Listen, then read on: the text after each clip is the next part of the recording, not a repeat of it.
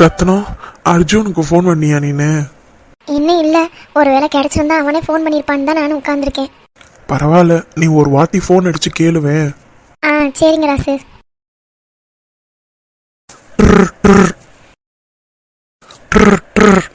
Ring போயிட்டே இருக்கு. இந்த பையன் இன்னும் எடுக்கவே இல்லை.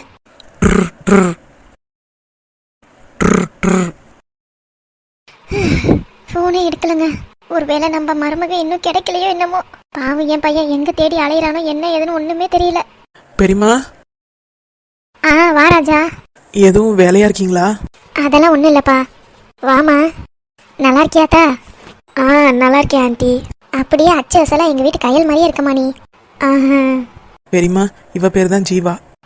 நீ எதுவும் சொல்ல வேணாண்டா, எனக்கு எல்லா விவரமும் தெரியும். அப்படியா பெரியம்மா? ஆமா, உங்க அம்மா எல்லாத்தையும் வந்து சொல்லிட்டா.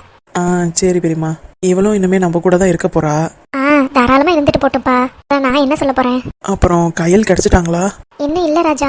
நான் அதை கேட்கலான்னு தான் அர்ஜுனுக்கு ஃபோன் பண்ணேன். ஆனா அவன் எடுக்கவே மாட்டான். என்ன ஏதுன்னு ஒண்ணுமே புரியல. ஒன்றும் கவலைப்படாதீங்க பெரியம்மா, கண்டிப்பா கையல் கிடைச்சிருவாங்க. நானும் அவங்களுக்காக வேண்டிக்கிறேன் ஆண்டி. ரொம்ப சந்தோஷமா.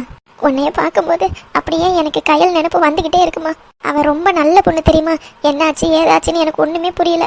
எங்களுக்கு கையில் கிடைச்சிட்டா போதும். அதை தவிர வேற எதுவுமே வேணான்னு நான் சாமி கிட்ட வேண்டிக்கிட்டு இருக்கேன்.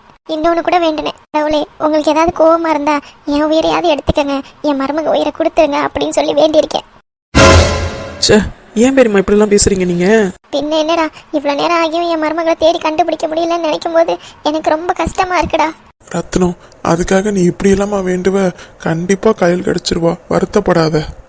ஆமா ஆண்டி, கண்டிப்பா நல்லவங்களுக்கு நல்லதுதான் நடக்கும். நீங்க வேணா பாருங்க, நாளைக்கு காலையில ஒரு நல்ல நியூஸா வரும். நீ சொன்னது பழிச்சா எனக்கு ரொம்ப சந்தோஷம்தாம்மா. பெரியம்மா, நீங்க ஒன்றும் வருத்தப்படாதீங்க. நான் அண்ணனுக்கு ஃபோன் அடிச்சு எங்க இருக்கான்னு கேட்டு நானும் வேணா போய் தேடி பாக்குறேன். அதெல்லாம் ஒண்ணும் வேணாண்டா. ஏன் பெரியம்மா? இந்த பொண்ணு இப்பதான் உன்னை நம்பி வந்திருக்கா. நீ இவளை தனியெல்லாம் விட்டுட்டு எங்கேயும் போவாத. இவளுக்கும் வேற உடம்பு சரியில்லைல்ல. நான் எல்லா விஷயமும் கேள்விப்பட்டேன். செம்பா எல்லாத்தையுமே சொன்னா. நீ போய் நானும் தேடுறேன்னு சொல்லி நின்றுட்டு அதுக்கப்புறம் இவளுக்கு ஏதாவது ஒன்று ஆச்சுன்னா யாருக்கு யார் பதில் சொல்றது சொல்லு. அதனால நீ எங்களுக்கு துணையா நீ இங்கேயே இரு. அதான் அர்ஜுன் கூட தேனு மாப்பிள்ள போயிருக்காருல்ல, அவரும் போய் பார்த்துட்டு தேடி கண்டுபிடிச்சு கூட்டிட்டு வந்துருவாங்க. எனக்கு நம்பிக்கை இருக்கு. இருந்தாலும் அந்த சாமி கிட்ட வேண்டுறது அதுதான், எப்படியாவது என் மருமகளை திருப்பி கொடுத்துருங்கன்னு. எனக்கு இருக்க இருக்க மனசு ரொம்ப ரணமா போய்கிட்டே இருக்குடா. ஒன்றும் கவலைப்படாதீங்க பெரியம்மா.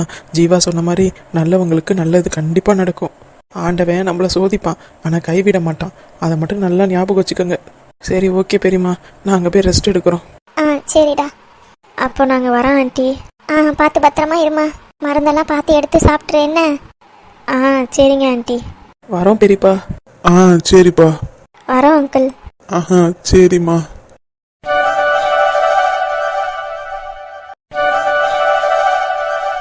அம்மா தான் கால் பண்ணிக்கிட்டே இருக்காங்க, என்னால் எடுத்து பேசவே முடியல. அர்ஜுன், நீங்கள் ஒன்றும் கவலைப்படாதீங்க மாப்பிள்ள, கையல் கண்டிப்பாக கிடச்சிருவா. நானும் அப்படி நினச்சி தான் தேடிக்கிட்டே இருந்தேன். என் கையல் எங்கே போனா என்ன ஆனான்னு எனக்கு ஒன்றுமே புரியல. இப்போ எந்த மூஞ்சியை வச்சுக்கிட்டு நான் எங்கள் அம்மாவை போய் பார்க்குறது? நான் கையல் கிடைக்காம நான் இந்த இடத்த விட்டே வரமாட்டேன். அர்ஜுன், உங்களோட நிலைமை எனக்கு புரியுது மாப்பிள்ள. அதுக்காக இங்கேயே இருந்தால் மட்டும் என்ன பண்ணிட முடியும்? நம்ம திரும்பியும் ஹோட்டலுக்கு போகலாம். ஒருவேளை கையில் அங்கே வந்துட்டாலும் என்னமோ, அதுக்காக கூட அத்தை ஃபோன் அடிச்சிருக்கலாம்ல. என்ன சொல்றீங்க மச்சான்? ஆமா அர்ஜுன், நீங்க ஒரு வாட்டி என்ன அது ஃபோன் அடிச்சு பாருங்க. சரி.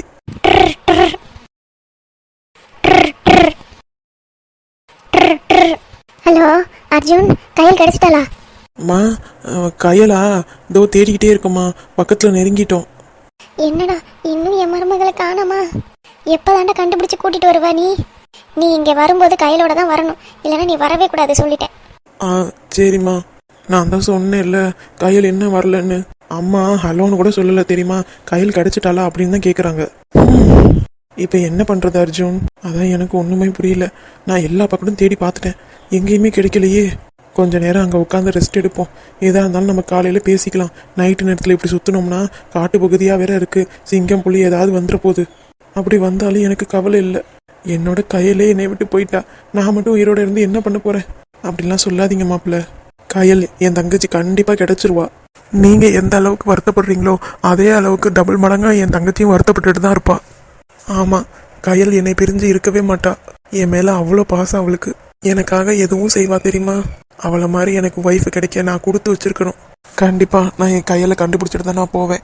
இந்த காட்டை விட்டு நான் எங்கேயும் வெளியில் போக மாட்டேன். அர்ஜுன் என் தங்கச்சி மேலே உயிராக இருக்காரு. உண்மையாலுமே என் தங்கச்சி கொடுத்து வச்சவ தான். நான் கூட தேனை இந்த அளவுக்கு பார்த்துக்கணும்னு ரொம்ப ஆசையாக இருக்கு.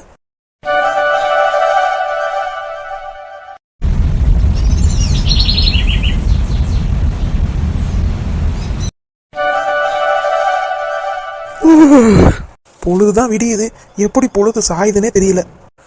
அன்னைக்கிளி, எனக்கு ஒரு டம்ளர் காப்பியை கொண்டு வா. எங்க போனாவ? ஓ, இவ தான் காணா போயிட்டால. சரி, நம்மளே போட்டுப்போம். கயல், இதுதான் எங்க வீட்டு மாளிகை. நல்லா இருக்குக்கா. பழைய காலத்து வீடு மாதிரி இருக்கு. எங்க ஊர்லயும் இந்த மாதிரி வீடெல்லாம் நான் நிறைய பார்த்துருக்கேன். அப்படியா? சரி சரி. அக்கா, உங்களுக்கு கல்யாணம் ஆயிடுச்சா? ஹஸ்பண்ட் இருக்காரா? இருக்காரே. இல்லை, நீங்கள் காணா போன வருத்தம் அவருக்கு இல்லாத மாதிரியே இருக்காரே, அதான் கேட்குறேன். ஏன் அப்படி சொல்கிற? காணனா இந்நேரம் வீட்லேயா இருப்பார், இந்நேரம் வெளியில் தேடிக்கிட்டு இருக்க மாட்டார்.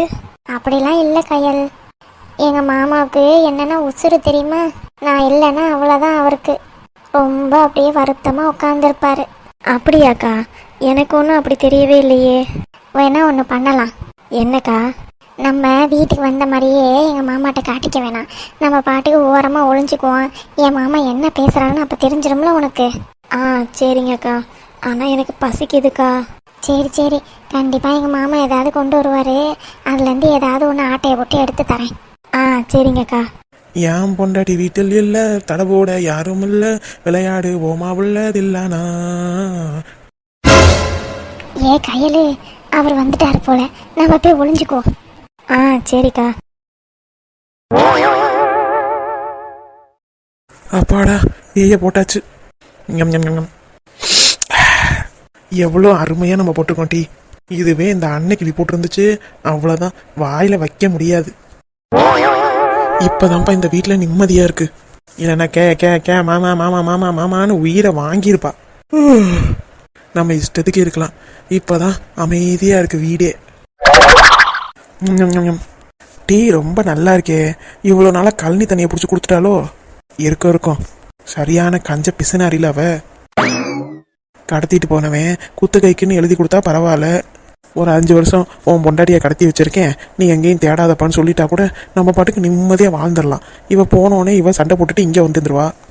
இங்கே வச்சுட்டு யார் மேய்க்கிறது? மத்தியானத்துக்கு என்ன சமைக்கலாம்? வெடைக்கோழி அடித்து நல்லா குழம்பு வச்சு, அப்புறம் கொஞ்சமாக கோழி ரசத்தையும் வச்சு நல்லா சாப்பிட்டுக்கணும். அப்போ தான் அவள் வந்ததுக்கப்புறமேட்டு தெம்ப அடி வாங்க முடியும். பாவம் அந்த பசங்க இவளை கடத்தி போட்டு என்ன அவஸ்தை பண்ணுறாங்களோ தெரியல. ஏயா, நான் இருக்கிறது உனக்கு பாரமா இருக்கா? நான் இல்லாதத சந்தோஷமா கொண்டாடுறீங்களா? அதுக்கு நான் விடுவேன். இதோ வரேன்.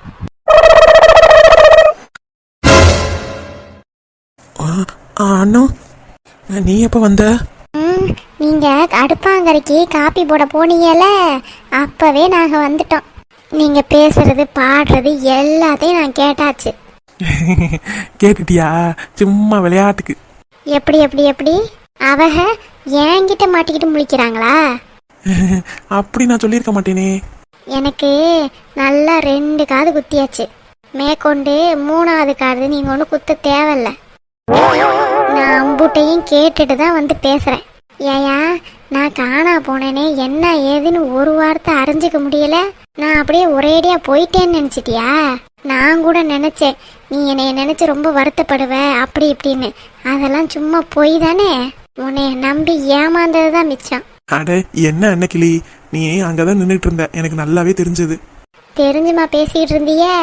பின்ன உன்னைய காணான்னு நான் தேடாம இருப்பேனா என்ன? சொல்லு. என்ன மாமா சொல்றிய? இந்த வார்த்தையை கேட்க எவ்வளோ நேரம் ஆச்சு தெரியுமா? சும்மா விளையாட்டுக்கு உன் முகத்தை எப்படி வச்சுக்கிற அப்படின்னு பார்க்கறதுக்காக நான் இங்கே நின்றுக்கிட்டே திரும்பிக்கிட்டு பேசிக்கிட்டு இருந்தேன். நீ அங்கிட்டு நின்றுக்கிட்டு தானே ஒட்டி கேட்டுக்கிட்டு இருந்த. சும்மா உன்னைய கலாய்க்கிறதுக்காக பேசிக்கிட்டு இருந்தேன். சரிங்க மாமா, நான் கூட உண்மையும் நினைச்சிட்டேன். அட என்ன அன்னைக்கிளி, நீ இல்லாத வாழ்க்கையை நான் எப்போ யோசிச்சு பார்த்துருக்கேன் சொல்லு பார்ப்போம். நீ தான் என்னோட உலகம். அந்த பொண்ணு யாரு? நம்ம ஜீவா மாதிரி இருக்கா? ஆமா மாமா, இவ தான் கயல். கடத்திட்டு போனாங்கல்ல. ஓ, இந்த பொண்ணை தான் கடத்தினதா? இவன் எப்படி உன்கிட்ட சிக்கனா? அட, அது ஒரு பெரிய கதை மாமா. முதல்ல இவளுக்கு சாப்பாட்டை எடுத்துட்டு வந்து வைக. இவ பச்சை உடம்புக்காரி, புள்ள வேற வயிற்றுல இருக்கா, பசிக்குதாமா. சாப்பிட எதுவும் வீட்டில் இருக்கா? அச்சச்சோ, இப்பன்னு பார்த்து ஒண்ணுமே இல்லையே. பழைய சோறும் வெங்காயமும் தான் இருக்கு. அது இருக்குல்ல, அது போதும். புள்ள உடம்புக்காரங்கெல்லாம் சாப்பிட்றது தெம்பு. போய் கொண்டாக. ஆ சரி அன்னைக்கிளி. அப்புறமா நான் பூரா கதையும் சொல்கிறேன் உங்கள்கிட்ட. ஆ சரி அன்னைக்கிளி.